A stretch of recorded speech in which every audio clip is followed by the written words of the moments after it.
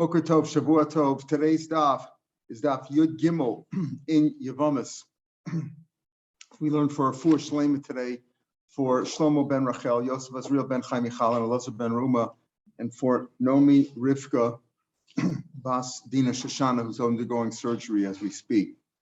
Today's daf, we start from Daf Yud Gimel, 5 lines from the top of the page. Ketza Pater Sura saying. So we said in the Mishnah, we're going back to talk about the first Mishnah, the last Mishnah we learned. First Mishnah said that how do they pater their tzaros? Well, if there's an erva, one of the 15, let's say, again, our classic case where Reuven is the brother that died, and he was married to Shimon's daughter, let's say, his brother Shimon, and Reuven had another wife too. So not only cannot Shimon marry his own daughter, that's his brother's wife, he can't marry the tzara either because it says litzror. But for the special, it doesn't say les latzur, it says litzror. We learn out even the tzaros of the tzaros. For example, that tzara, Reuven was married to Shimon's daughter Leah, and not only can't Shimon marry his own daughter, but he can't marry the tzara, the co-wife of Leah, who was married to Reuven, and she could marry Levi, right? They can marry Levi. If that tzara goes and marries Levi, and Levi dies with no children, so the same thing, it goes on and on and on. The Isser continues on, and Shimon cannot marry any of them. Okay, the survivor can't marry any of them, even if the tzara marries Levi, and the tzara marries Yehuda, etc. Goes on and on and on. They could marry, again, the Erva herself, the daughter could marry one of the other brothers, right? Just can't marry Shimon because it's his own daughter. But the tzara cannot marry, once the tzara becomes usher for Yibum, so that tzara makes the other tzaras also that she becomes tzaras with usher to make Yibum also. There's no Yibum or Chalitza. But I mean, where did he get this from? Litzror. We had back this on Yomon days. The lotion of Litzror, not Litzror, tells me Torah rips at tzaras harbe. Litzror, the double lotion, double resh there tells you that many tzaras, meaning they go on and on and on. Once there's an isser for Shimon's daughter to marry Shimon, obviously. And there's that Isser extends also to the tzara, right? Leah's co-wife, and that tzara goes and marries Yehuda or Yisachar, some other brother, which she's allowed to do. There's no Isser for Yibum there. If she marries for Yibum to be formed there, if there's only Reuben and Shimon, that's it. Then they go out and they marry anybody they want. But if there were other brothers, they could marry the other brothers. But the Isser on Shimon stays from the tzara and the tzara, and so on and so forth. Rashi Omer Svar, it's a Svar, tzara, my time asura. What's the reason why the tzara cannot marry to a Mokum Erva Kaima? Listen carefully, because she's like the Erva. Tzara, not Mokum Erva Kaima. 2 ways to learn this, according to the Rishonim. One is that just like Shimon can't marry his own daughter, the Erva, the tzara of her becomes like the Erva herself. She's like the Bito also. Tzara, not Mokum Erva, just like that's like the Erva. Again, the Malcolm Erva Kaima, the Tzara is like the Erva. The Tzara also becomes like the Erva. In other words, it's somehow the Torah extends the Isser of the Erva, the daughter, to the Tzara, and to the Tzara, and so on and so forth. Rashi, throughout the whole parak, seems to say that the Svar is a little bit different. It means to say this. Once the Torah says that you're potter from Yibum, because we learn out from Litzror, that not only does the daughter not perform Yibum, obviously she can't marry her father, but the tzara is also usher. Once there's no mitzvah, then once there's no mitzvah to make Yibum, then it's like mitzvah. It's like your brother's wife. Your brother's wife you're not allowed to marry, except in the case of Yibum. If your brother had children, then there's no much. Then it's mitzvah. And that's what we mean over here. The tzaras erva is a surah. And when is it usher? Only in the case of Yibum, as we've learned many times. We're going to see in this Mishnah later on today. Then when it's not a Yibum, if she's a co-wife of somebody where it's not Yibum, if your mother's married to Jim, right? Your mother's remarried to Jim, and Jim is got a co-wife, and Jim dies, you can marry the mother's co-wife because it's not a case of Yibum. The only time we forbade the tzara is only in the case of Yibum, as we saw Aleha. Case of the Mesu. Now we said, okay, that's all fine. The 15 cases where you don't perform Yibum, and it's also forbids on the tzara, is only where if at the time your brother died, Reuven, remember we're always using Reuven as the older brother, one who was married and died with no children. When Reuven died, at the time that he died, he had this he had this erva, Shimon's, let's say, daughter or Shimon's sister-in-law married him at the time. However, let's say he divorced her before. And now, let's say he divorced. Let's say Reuben was married to Shimon's wife. Reuben and Shimon are brothers. Reuben's married to Shimon's daughter, right? And he's got a co-wife. And what do we say? What's the basic idea of the Mishnah? If Reuben dies, not only does Shimon not marry his own daughter, but he doesn't marry the co-wife. Let's say Reuben divorced the daughter before. Reuben divorced Shimon's daughter before he died. Then, when he died, who was his wife? Only the tzara, right? Then the Yibam would be performed. That's what we said. Kate said in Mesu. The end of the Mishnah. Why would I think not? Oh, you might think. I'll tell you why. You might think that once they were co-wives at one point together with the erba, they may always tie together. That's what you may think. And so we're going to see a svara like that too. The Gemara is going to say that. So he said, Kate said in Mesu. If let's say the daughter, Reuben's wife, the daughter of Shimon, died before Reuben died, or divorced her. So we said, the Mishnah said, Kulin Mesu or Mianu, or if there was a Ketana, which is only Kedusha Drabanan, and she walked away, she refused the marriage before the age of 12 on Skarshu, Oshim Sa'ilonis, or turned out they were annals, so they turned out to be annals. What we saw the other day was a Mekachtos, and therefore she was never really married to Reuben in the first place. So at the time that Reuben died, he didn't have any other wives. He only had the Tzara, then the Tzara's mutter. And he goes to give the example. What does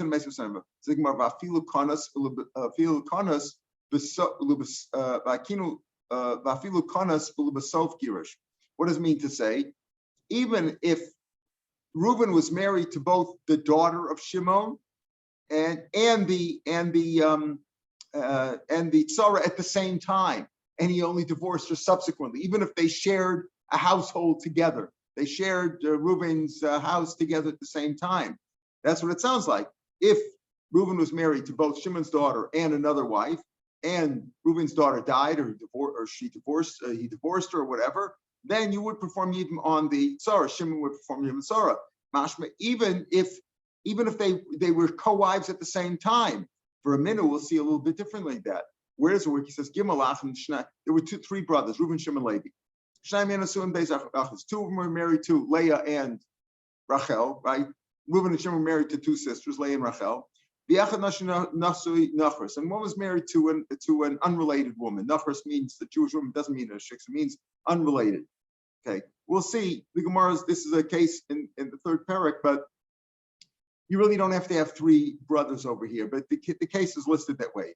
So let's say Reuven divorced his wife Leah, right? You have two brothers, Reuben, Shimon, three brothers, Reuben, Shimon, Levi. Reuben and Shimon are married to Leah and Rachel, respectively. And Levi's married to Nachras, call her, unrelated. Now, Reuben divorced his wife. Who was his wife? Leah, who was Rachel's sister. Okay, he says, Girish Echmi Balachayas, Ishto, divorced her. Umeis Hanasi Nachras, and Nasi Nasach. And now Levi died. Now, Levi died. He's married to an unrelated woman. She can form Yib. Okay. Vakan Samagarish. And now Reuben married her. Okay. So who's Reuben married to now? Only a woman who's unrelated to Rachel.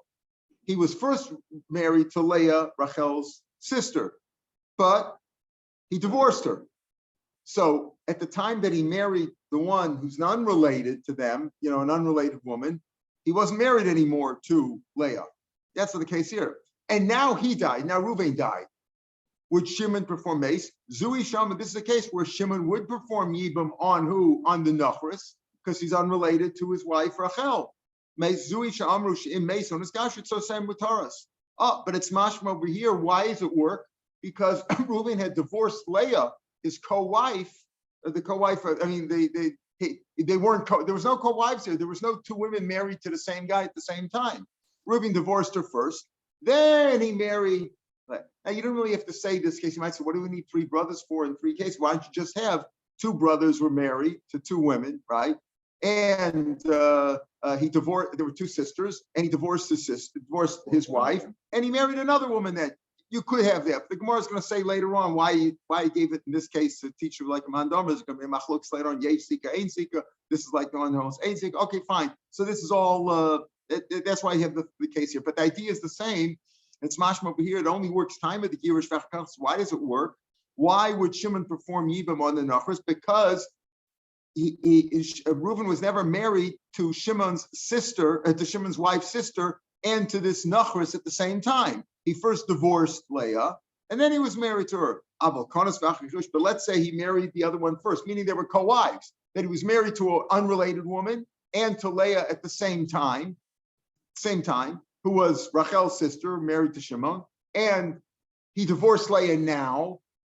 Then it wouldn't work. If he was married to her first and then he divorced Leah, you wouldn't say that Shimon and then Reuben dies. You wouldn't say that Shimon marries Leah, wouldn't marry the Nachris, wouldn't marry Reuven's last wife, let's call it. You wouldn't say that. It wouldn't say that because this last wife was the Nachris shared a household with Leah. In other words, if Leah and Rachel were sisters, married to Reuben and Shimon, and Reuben was married to another woman at the same time, a stranger, a Nachris, and he divorced now Leah, so he's no longer married to Rachel's sister, but still you would say that the Nachris would not have Yibam when Reuben dies, or not, because they shared a household together. Of Yatavar, it's taka broken. It's a kasha. Rashi says kasha nadari. It's taka. These two things don't jive. These two things don't jive. Mishishanazu lo shanazu. In other words, our Mishnah holds Haitana. Our Mishnah holds Savar Misa Mapelas. This is the key. What makes the Yibam? What makes you look at when he dies? When Reuven dies. When Reuven dies, who was he married to? Only the Nachris. We don't care that he was married once to Leah, Rachel's sister, at the same time as this. We look at the time that he died. That's what counts. At the time that he died, that's what makes Yibam. Misa, the death is what makes her fall. And at that point, there's only the Nachris there. He's not married to Leah at the time.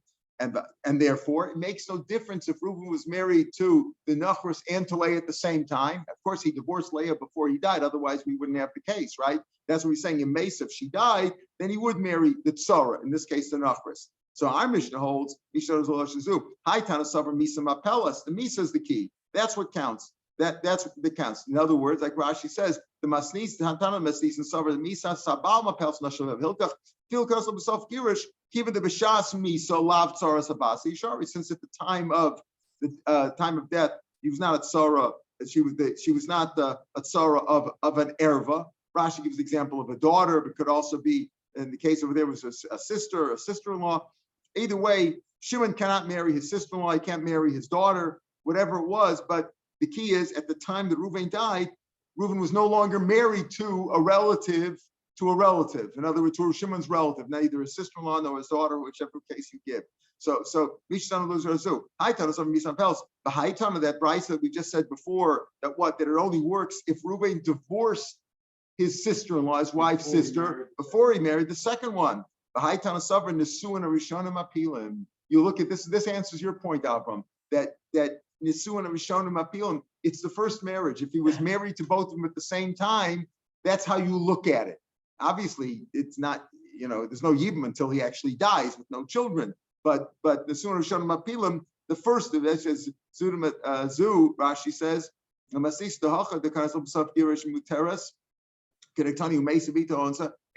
no, that's the going next page. But Tana, the Bryce, the previous Rashi, the Tana of the Tana Basra, or the Tana the Bryce is over. The sooner Shamsha Isha Nasa Labalim, Apilim Osalibim, Hilkach Mishanasa Sarasever. Once she's at Sarasever, Shach Asasura Lamis. In other words, once the co-wife Nachris shared a household with the erva, either the wife's sister, either Shimon's wife's sister or Shimon's daughter, either way, that makes her a tzara of an erva. That's what the Rav says. Rava says, yeah. As soon as the Isur is there, it's chal there, and she's a tzara of an erva. No, there's a potential there. We don't know if Reuben's going to die, if they're going to have children first. We don't know that, right? But as soon as she became a tzara of an erva, there's the potential there.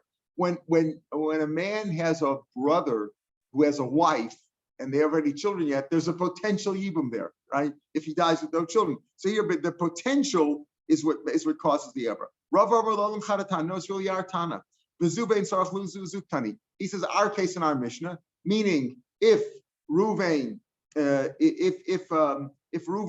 divorced his wife's sister Leah, if Reuven divorced Leah, even after he has a co-wife after his nachris. In that case, there would be even on the tzara, because at the time Reuben died, there's nothing. And certainly the case where Reuben only married the nachris after he divorced Leah. Yeah, that's what he means to say. The Bryce is telling me that for sure case. And it could be it's all one Tana. But the idea is that our Tana holds that even if they were co-wives at the same time, Reuben's brother Shimon's married to Rachel, and Reuben's married to Leah, or right ever that way, or Reuben's married to Shimon's daughter, makes no difference, right? But and he's also married to another woman. As long as when Reuben dies, he's no longer married to the erva of Shimon. It's not his wife's sister, it's not his daughter, whatever. It's okay, and there would be yibum. Shimon would have yibum on the tzara. You'd have to do yibum or chalitza as long as there. But certainly in the case where Reuben only married the nachris after he divorced the erva of Shimon, Shimon's daughter, Shimon's sister, certainly that case there too. Now, what happens? What is mian? Mian is when there's a marriage drabanan of a young girl whose father didn't marry her off to this guy, or whose father married her off once before, so it's called the Yisam B'chai Aviyah. In any case, she's not married midal raisa. She could walk away from that wedding till left off. So what happens if, let's take our first case, the standard case. Reuben's married to Shimon's daughter, but Shimon's daughter is 8 years old, right? And Shimon is out of the picture because he had married her off once before, whatever. She's married, only drop on him. She could walk away, but she hasn't walked away. So Reuben's married to Shimon's daughter, an 8-year-old, and he's also got a regular 20-year-old wife, right? So what happens there? So at the end of the Mishnah said, Kol she'yachol, the daughter, Shimon's daughter, who's 8 years old, could make mian, but she didn't. So also you do chalitza, not yibum. The Gemara explains, but Tamoyin hashta, what's the problem? Mian annuls the wedding. This is a case of annulment. You can have an annulment in a wedding, in a Jewish wedding, in one of two ways. Either this child, who's not really married midaraisa, walks away. That makes the marriage annulled. Or in the case where the Chacham took away the Kedushin Milamafreya. Remember, to avoid a mamzer, in many cases we have shas. The Chacham said that this bia was snus, and the Chacham annulled it. Right? Unfortunately, we don't have that much power today to do that, to make it to annul the wedding. Some have done. When it wasn't consummated and it was annulled or something like that. There's the cases. Husband was crazy and they annulled it. Because they said it was a kedushay tos. It was never a kedushin. So you could have annulment today also. Weird case. So let's say you could. So Gemara says, yeah, you do chalitza. You do chalitza on the tzara. Why? But Tamoyin hashta, let this daughter. Reuben's married to Shimon's 8-year-old daughter, who's a kedushin rabbanan. Let her make mian right now on her father. But Tamoyin hashta with the siyabim, and then the tzara can make yibum. Because since mian annuls the wedding, turns out the Reuben was never married to her, who's only married to the tzara, and then you can have yibum. This yabim. We're going to have later on, we mentioned yesterday about Maimer. Maimer is a kedushin rabbanan. Midaraisa by yibum, there is no kedushin. He just marries her, consummates it, and that's it. He said he can do forcefully, but the rabbi said it's not the way to do things. Give her a ring, make a kedushin rabbanan. That's Maimer. Now, when you do Maimer on a yavama, and then let's say he decides not to marry her, not only do you need chalitz, but you need a get for the Maimer. So over here also, Rav Oshia says, mian also only works for Maimer, mian doesn't work over here. It only works on Maimer, it works. Because since it's a kedushin, Maimer is a drabanan, and mian is a drabanan on a young girl. So mian works for Maimer, but it doesn't work for Zika. So it's a proof to what Rav Oshia says, because otherwise, why don't you say, in this case, where again, Reuben's married to Shimon's 8-year-old daughter, and he's got a 20-year-old wife also. So you say over here, so give chalitza to the 20, because it's only kedushin rabbanan, it's not really married. So again, when do we do chalitza with no yibam? Only when it's a suffix. Or the rabbi said to avoid the problem. But min Torah, kol shel yibam l'chalitza, kol she'en l'chalitza. But over here, technically you could do yibam, but he said do chalitza. Why not do it straight out? Why not tell the young girl, the 8-year-old, to make miyun on her father or on the sister, whoever Shimon is related? Let's say Shimon's her daughter, make miyun there. But why don't you make miyun? And then Shimon can perform regular yibam on the 20-year-old wife of his brother Reuben. So it's different over here. The Tanur Mecheskel, it's different over here. Miyun a babal mutar slava. We said, listen, if she makes miyun on her husband, an 8-year-old girl makes miyun on her husband, she can marry his father. Even though we say you're not supposed to marry, a man should not marry a nus of futas beno. Let's say according to beauty you can't, but according to Rabbanan you could, right? The son of Rav Mecheskel, Mina Babal, you can marry the father. Mina, but the Yavam Asurulav you can't. What's the difference? If she makes Mian on her husband, Kedusha Rabbanan, who she's lived with the husband, she can marry his father. Why? Because Mian annuls the wedding, right? But if you make Mian on the Yavam, who she hasn't consummated with, she's just a Shemeres Yavam waiting for Yibam, you shouldn't marry the father. Why? He says, Rav Cheskel says, why? Alma Mishasta fil Nirska Koloso. Because from the time that she fell Yibam, it's like his daughter-in-law. In other words, it looks like it's his daughter-in-law. Because just like in that case, in a case where there's no Yibam, if she makes Yibam on her husband, if she makes a Mian on her husband, this 8-year-old, she walks away, she can marry his father. How could that be? And that's right. That's okay because no say anusa spino for the spino, not according to Yehuda. But if she made Mian on the Yavam, then she shouldn't marry his father. Why? You'd say the other way around. In the case of the first one, she was actually married to the guy, right? He was living with her. In the case of the Yavam, not, you know why? Because it looks like as soon as she fell Yibam, it looks like the guy's daughter-in-law. And it doesn't. It looks like the tzara of the daughter, meaning when this lady, what happened? Reuven died. He was married to an 8-year-old daughter of Shimon. And he was also married to the 20-year-old. But as soon as Reuven died, the 20-year-old appears to be the tzara of the daughter, and therefore it doesn't look good. So the rabbis forbade that all. So that's why we say over here that if she could make Mian, but she didn't make Mian, you don't marry her, right? Because it looks like tzara spito, and therefore the rabbi said just do chalitza. Even though technically Torah, she's not married. And in the other case, it doesn't look like tzara spito? No, that's which case, no. It doesn't look like tzara spito because tzara is only a case of yibum. When there's no yibum, there's no tzara. Like there's no tzara is on the word tzara means a co-wife, but it only has effectiveness in a case of yibum. Otherwise, it doesn't look that way. You understand? Because there, she's just married to the guy. She's married to this guy. She's 8 years old. She walks away. She can marry his father. But in the case where her husband died and now she falls yibum, it looks like tzaras pito, and therefore you shouldn't do it. Rashi says the mind bo. What's the gimel? Behutzrucha. The yavam behutzrucha lemayin. You'll come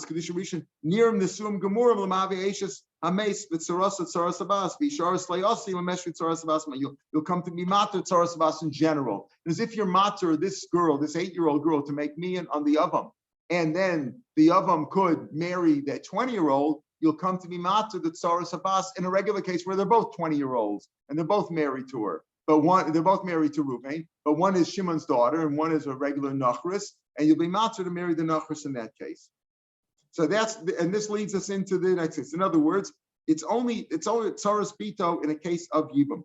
Here is the next mission, which we talked about several times already. Sheish arayos chamuras mel. There's 6 arayos which are more stringent than the other 15, because in the other 15 cases, in all cases, the girl could be married to Shimon's brother. What happened? Reuven died after he was married to Shimon's relative, right? How was she Shimon's relative? She was Shimon's daughter. She was Shimon's wife's sister.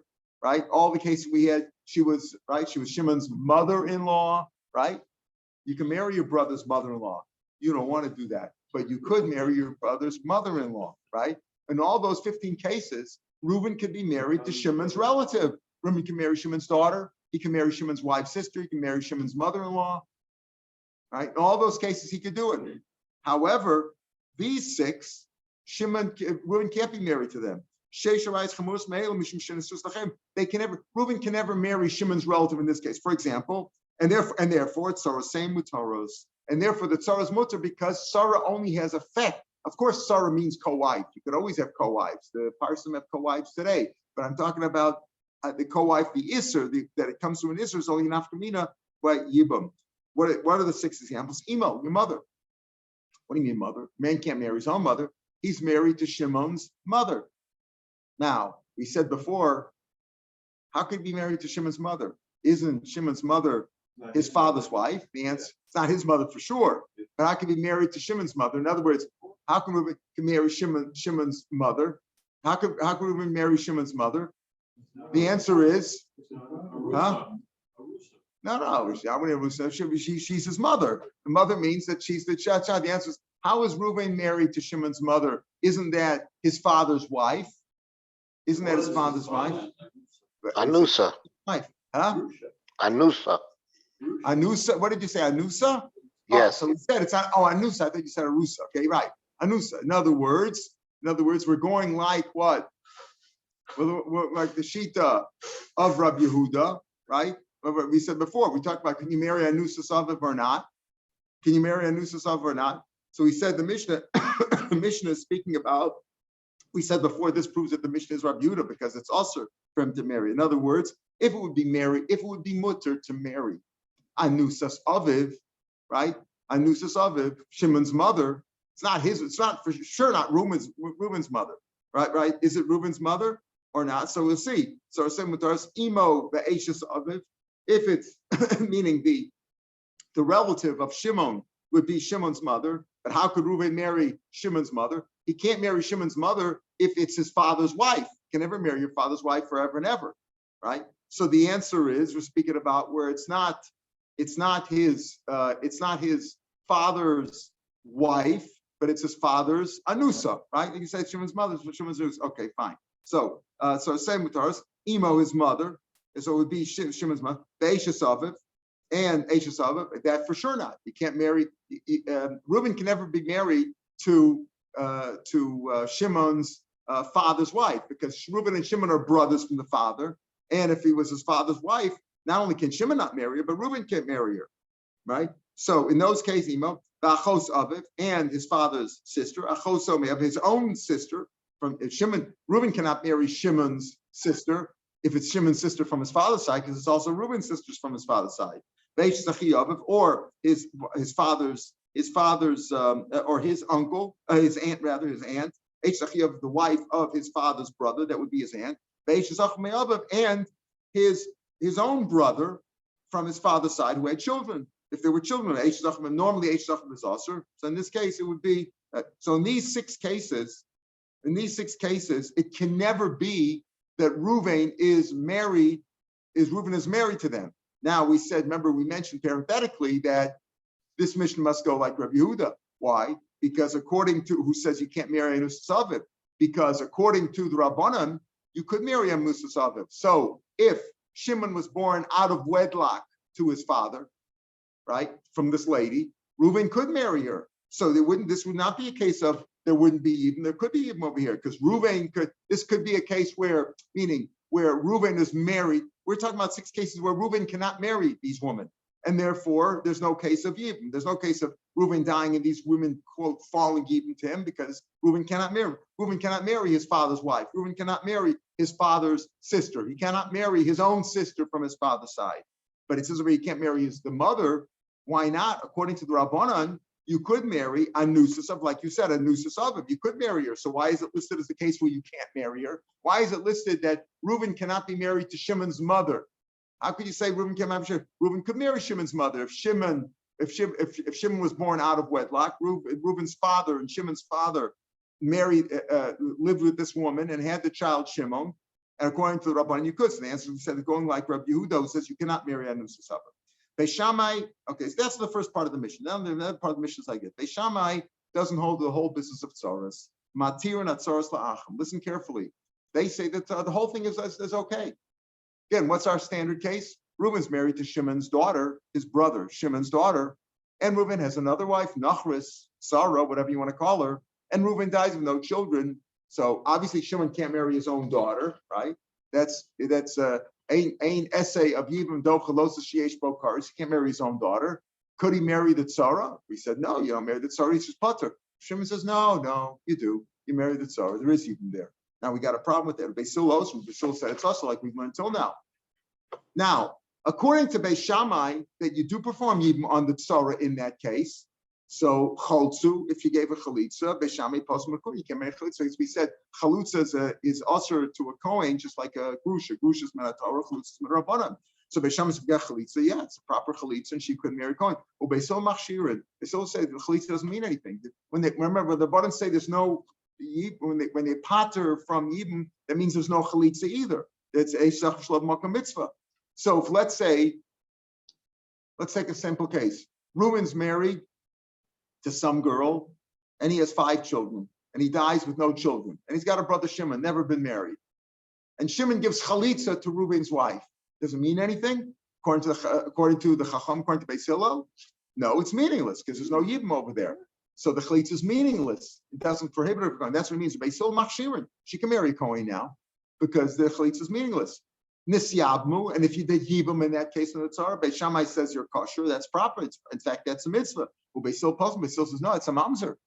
That's a shachar mitzvah. If you make Yibam on the Tzara of an erva, according to Beis Hillel, that's erva. That's a shachar mitzvah. It's chayiv kares. There's no mitzvah of Yibam over there. It's an isser v'eshazach, mamzer. So what do? Beis Shammai says it's okay. Beis Hillel says it makes a mamzer. And even though Beis Hillel says you don't do it, so you mutter elu posem machshirim. And Beis Hillel would say what? Beis Hillel would say that the kids are apostle, or in the case of Kuna, Beis Shammai says that the chalitza does work on them to make apostle name machshir, and they say machshir for kahuna at least. If you use the same lashon over there,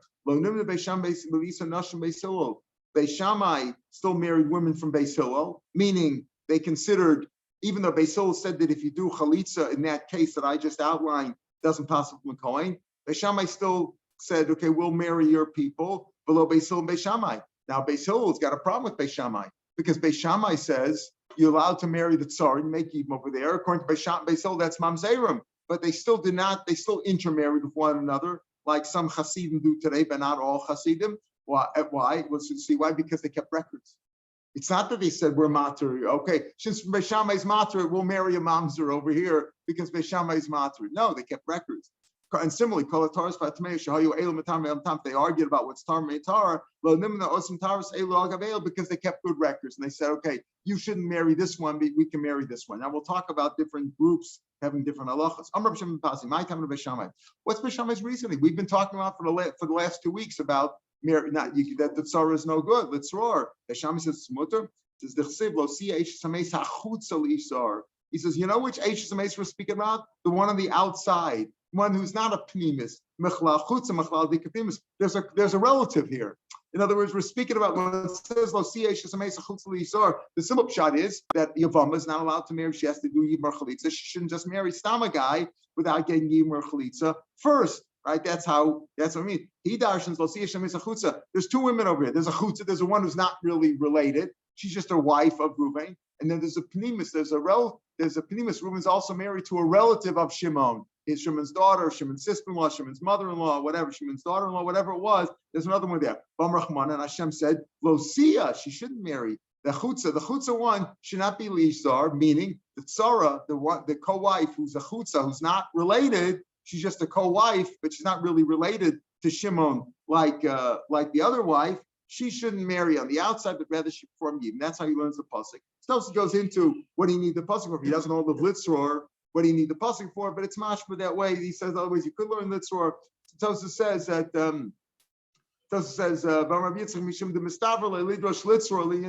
if it wouldn't be that it was mashma from this pasuk, that he's telling me she should be so like Rav Yehuda Marav. Rav Yehuda says, what is Rav Yehuda lo siyah shemeis hachutza? Remember, we said before, if this Yavama, who's what's called a Shemeres Yavam, she's waiting for Yibam, her husband just died, and she's supposed to get Yibam from Shimon or Levi, one of the brothers, and she doesn't. She doesn't listen. She goes and marries whoever she wants.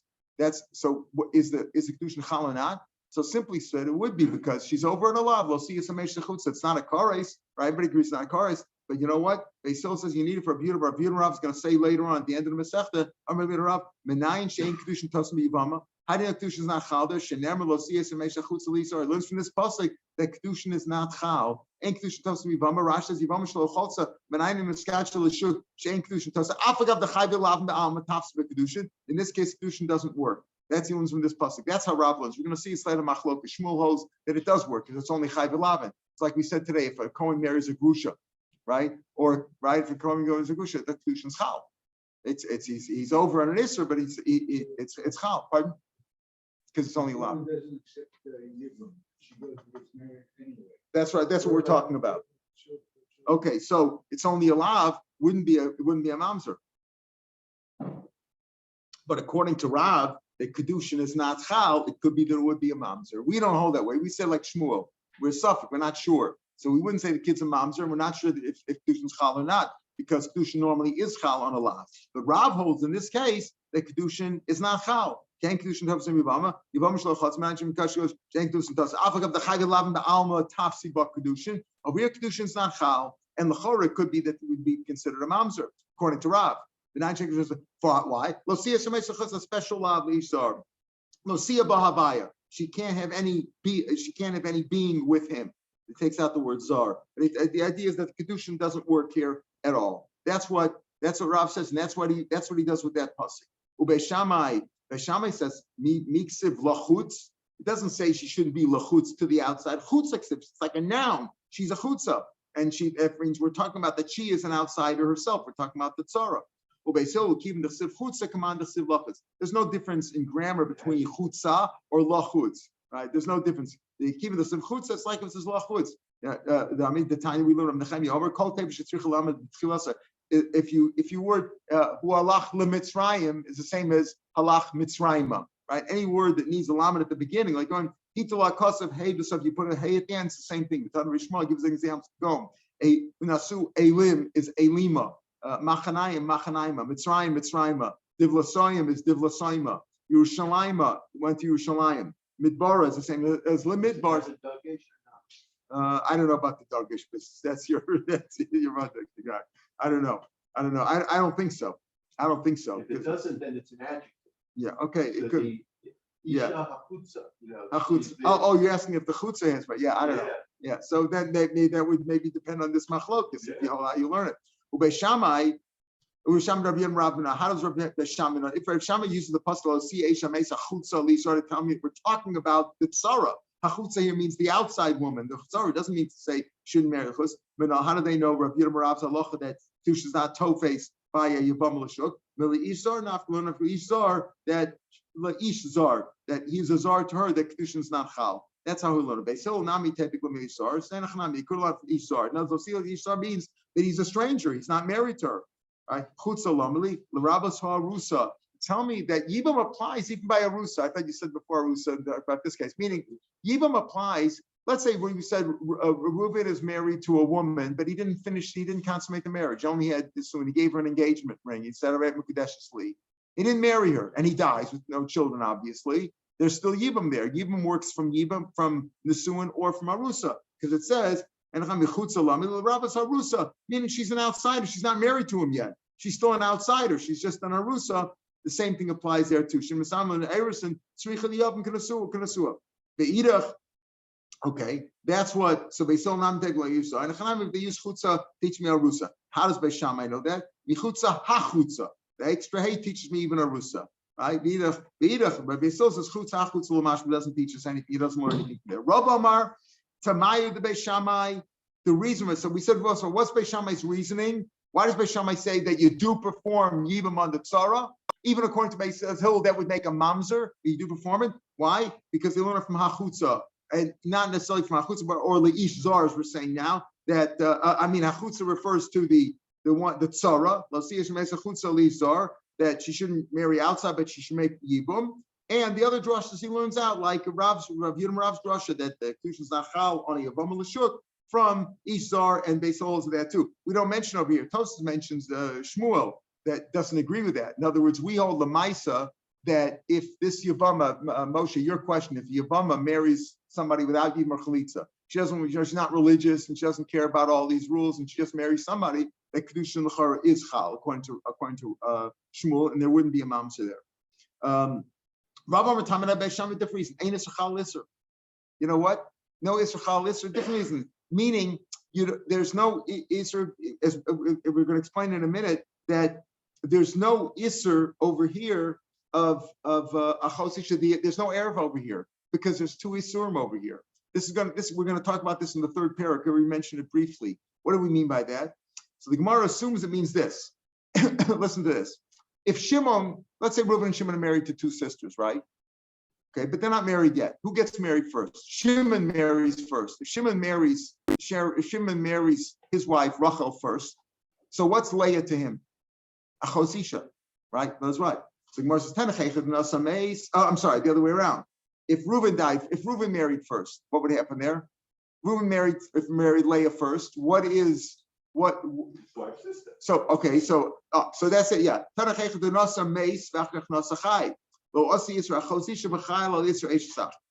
In other words, if Reuben, the one who's going to die, if he married Leah first, what is Shimon to Leah? What is Leah to Shimon? Eishesach. Okay. So Eishesach was there first. And then afterwards, when Shimon married Rachel, legitimately, then it's also, Leah is also a Chosisha, right? So his wife. So there you say, Einis Chal Isser. The Isser of a Chosisha is not Chal on Eishesach, because it's already also because of Eishesach. So he says, Tana Checha, the Nosameis, if Reuben married first. So what was Leah to Shimon? Eishesach, Yachak Nosachai, and then Shimon married Rachel, the guy, Shimon, the survivor, the Chai, Lo Asi Yisra Chosisha, B'chai L'Isra Eishesach. So there's never an Isra Eishesach. In other words, he's saying, you know why? You know why there's no certain tzara? Because there's no tzaras erva over here. So there's no tzaras erva. Even if Reuven has another wife, there's not tzaras erva because the erva b'chosisha doesn't apply. What is there? Eishesach. Eishesach is mutter because of Yibam. Yibam takes away the Eishesach. But the Isra b'chosisha never applied during the time that they were married. Why? Because Einis Chal Isser. So let's say let's say Shimon got married first. So the Yisra B'chosisha was there first. So what are you going to say there? So there is an erva there. So she would be the tsaras erva. In other words, assuming that you hold to the pasuk litzror. So why did Beis Shammai? You're saying the reason why Beis Shammai says that there's no Isra on the tzara to make yibam, and therefore there's a mitzvah because ain't Isra chal Isra. The Isra B'chosisha doesn't apply. There's no Isra B'chosisha, so there's no tzara. There's no tzara of the erva. But what do you mean? That only works if the Yisra of Eishesach was there first, so there's no Yisra of Achosisha. But if the Yisra of Achosisha was there first, why? Because Shimon married Rachel first. So what was Leah to Shimon when Shimon got married to Rachel? What was Leah to Shimon? Achosisha. So then there is an erva there. So if there's an erva there, why shouldn't there be a tzara? The answer is keeping the law. If there's no Yisra of Eishesach b'chayil in that case, b'chayil Yisra Sach.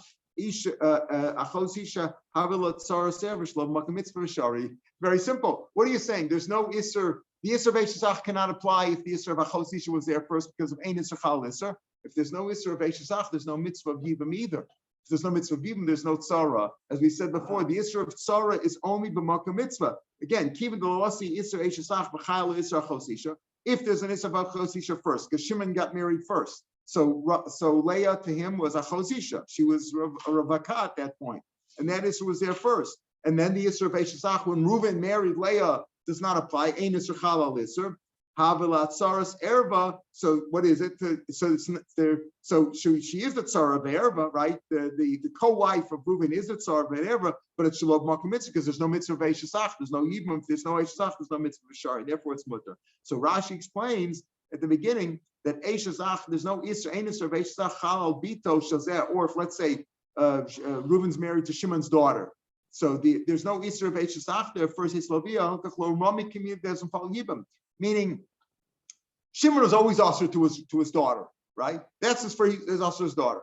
Okay, so Shimon's usher to marry his daughter. When Reuven marries his daughter, there's no Isra of Eishesach. Eishesach is not chal on the Isra of not marrying your daughter. So there's no Isra Zach. So therefore the tzara shall have makom mitzvah, and therefore we can marry the tzara. That's how Beis Shammai will learn according to this. There's some focus we had on Aleph about when the Zika falls. Does that make a difference here?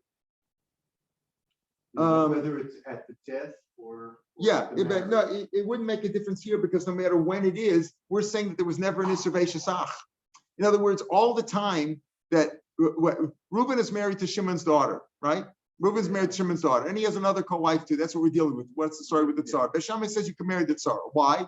Because there was no Eishesach here at all. What do you mean? It is your brother's wife. Yes, but since Shimon always had an Isser from birth of not marrying his daughter, so the Isser of Eishesach, when his brother married his daughter, there's no Isser of Eishesach because there's the Isser of his daughter was there first, and therefore there's no mitzvah. If there's no Isser of Eishesach, there's no mitzvah of Yibam. Yibam is only on Eishesach. So there's no Isra of Yibam, and the tzara is mutter. It makes no difference when it was really. There was never an Isra.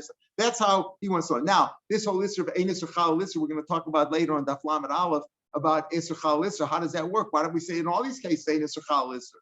Why do you say Chos Isha? Ein Isser Chal Isser? So the Gemara is going to talk about that later on. So that's another reason why Beis Shammai. But Beis Shammai holds you marry the tzara. Cholzu, Beis Shammai poslam the pshita. Obviously, Beis Shammai says you need even in chalitza in a case of a tzara. So of course, if you have a chalitza, she can't marry a kohen. Pshita. Lapuki Rabbi Yochanan Nuri. Rabbi Yochanan is going to say in tomorrow's daf. We have machlokes between Beis Shammai and Beis Hillel, right? Beis Shammai says you don't perform, but you do yibum on the tzara. Beis Hillel says no, you can't. It's going to make a mamzer. You can't do that, right? So Rabbi Yochanan wants to make peace and says, I'll tell you what. Let's solve the problem. Let's just do chalitza on them. Let's do chalitza. That solves the problem for everybody. According to Beis Shammai, the chalitza will work. According to Beis Hillel, you don't need the chalitza. Let's do that. Beis Hillel says no. Even though Rabbi Yochanan Nuri says let's make the chalitza, but according to Beis Hillel, the chalitza is unnecessary.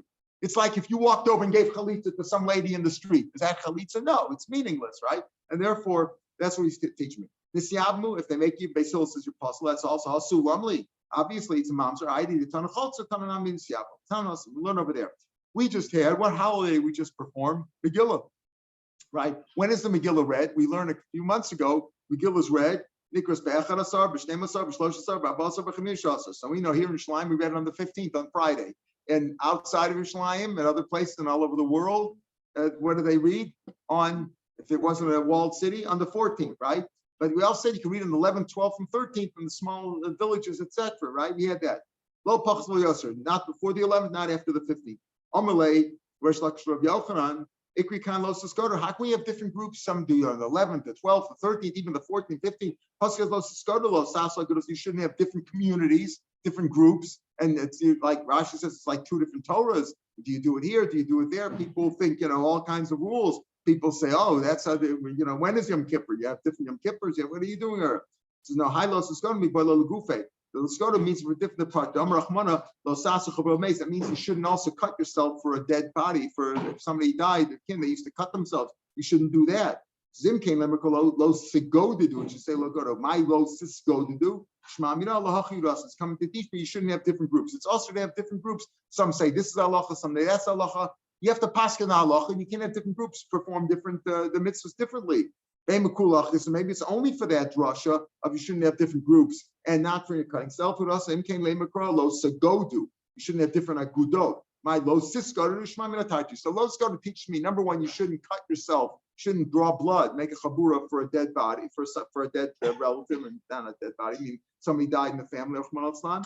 So you shouldn't do that. And number two, it also you shouldn't have different groups. So that's what Rabbi Yochanan said to Rabbi Yochanan regarding Purim. How can we have different groups? Some keep it on the 13th, the 14th, the 15th. He says, didn't you ever hear of this guy? So we didn't you ever, why didn't you ask the Kasha on Pesach? On Pesach we learned that some do work on Erev Pesach ad Chatzos, Osen, Makim Shnola go Loses Ein Osen. I'm talking about an Isser. The rabbi said, you have to land on the 14th and you have to land on the 15th below Yavor. You can't land on the 16th and you shouldn't. And they're telling you it's also to change it.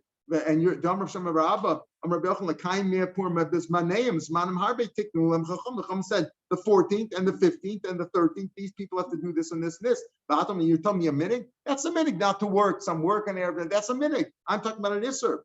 Obviously, it's not an Isser by Pesach. Tonight we learned the Leilos Beisham. What about on Leil Yudal when we check for the Chametz? Beisham is Asrin, you can't do work. Beisol Matirin.